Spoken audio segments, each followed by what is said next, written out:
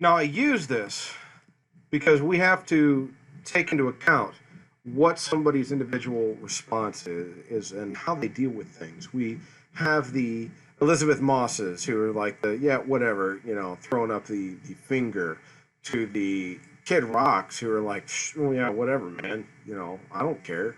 I'm going to one up you on this.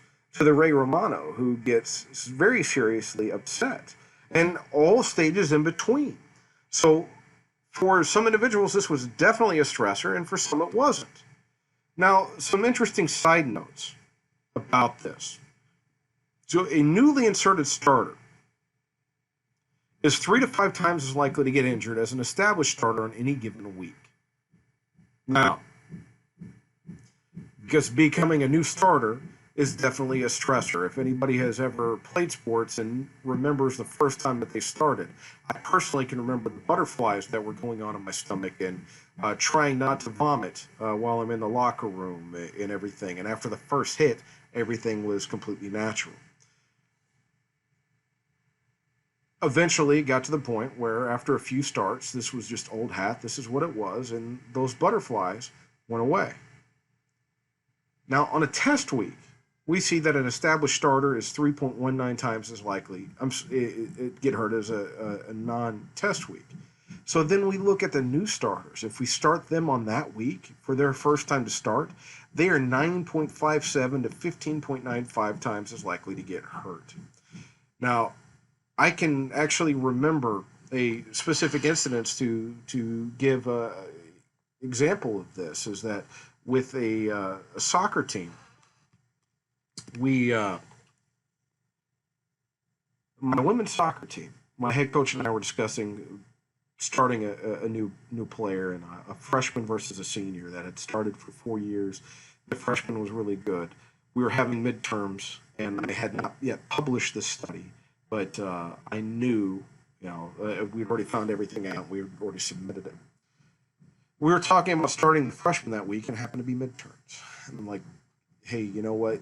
This if we waited 2 weeks till after midterms and the project, let her rebound and then go. Well, then that would only leave 2 weeks of the regular season.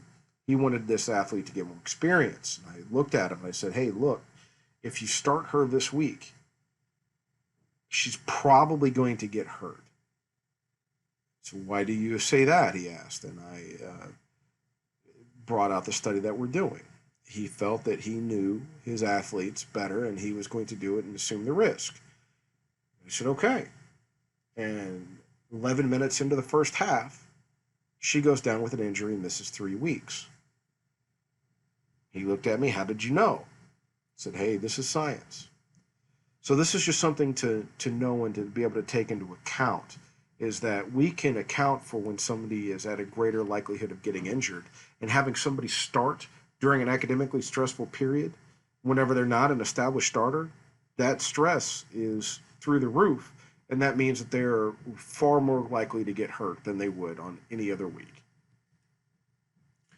Now, going back to the study that we had mentioned earlier, from Zivak and Kramer, dysfunctions in the physiological stress during the stress response are seen when, over time, the magnitude or duration of stress placed upon the body exceeds its ability to cope. So we run out of energy to be able to cope with things, or current adaptive reserves. When this occurs, the adrenal glands, the glucocorticoid and catecholamine secretion from the adrenal cortex and medulla respectively, are unable to respond appropriately in relation to the magnitude of stress. Now, this is known as adrenal exhaustion or adrenal insufficiency. In a military setting, a variety of factors can contribute to adrenal insufficiency, namely overtraining stemming from excessive endurance exercise without appropriate recovery, operational demands, psychological stress, lack of sleep, and inadequate nutrition. Frequently, it is the cumulative stress that tips the balance and creates an adrenal exhaustion scenario rather than one single stressor. Again, it is the cumulative stress that tips the balance and creates an adrenal exhaustion scenario rather than one single stressor. Underlined, bolded, guys, it is cumulative stress. So it wasn't just the stress of the sport. It wasn't just the stress of the academic increase in rigor for that week. It was both that led to that exhaustion scenario. And in our case, it was illness and injury. So if we simply look at this study from Stoltz-Coleman in 2014, we look at psychological stress and exercise recovery. Basically, the lower the stress level, the quicker they recovered, and they would actually see a supercompensation from a training event. During the medium stress, we look, and at 24 hours, they are still greatly below. Well, let's go back to the first one.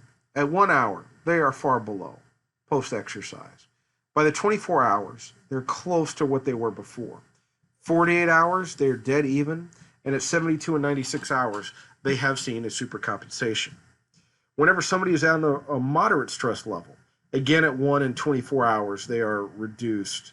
But where the 24-hour, the low stress was almost back to normal, we are possibly at 75%. By 48 hours, we have not returned to normal. And 72 and 96, we have just returned to normal without a supercompensation. With the and the same existed at the higher stress, with the 72 and 96 maybe being back to the baseline from that stressful event, from that intervention, from that acute heavy resistance exercise protocol. So think about it like this.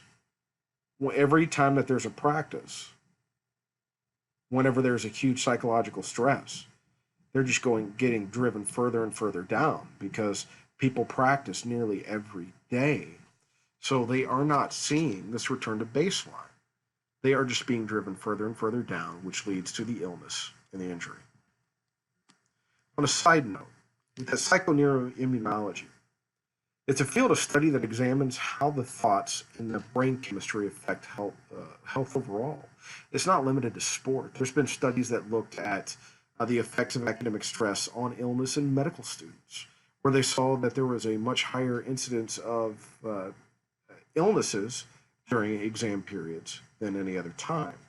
So this psychoneuroimmunology, and honestly, guys, this is one of the reasons why I highly recommend that you are always reaching out to other people and expanding your horizons, because without psychoneuroimmunology, I don't know if I ever would have figured out that, hey, this is what the issue is.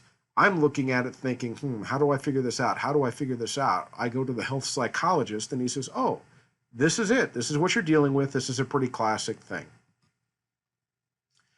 Now, if we look at it from a tactical perspective again, we look at the association of pre-deployment heart rate variability with risk of post-deployment post-traumatic stress disorder in active duty Marines. That at the end of the study, this prospective longitudinal study provides initial and modest evidence that an altered state of autonomic nervous system functioning contributes to PTSD vulnerability, taking into account other key risk factors. If these findings are replicated, interventions that change autonomic nervous system function may open novel opportunities for prevention and treatment of PTSD. This study basically found that those who had a higher stress level, so they had more poor heart rate variability pre-deployment, were those who were the ones getting PTSD during deployment.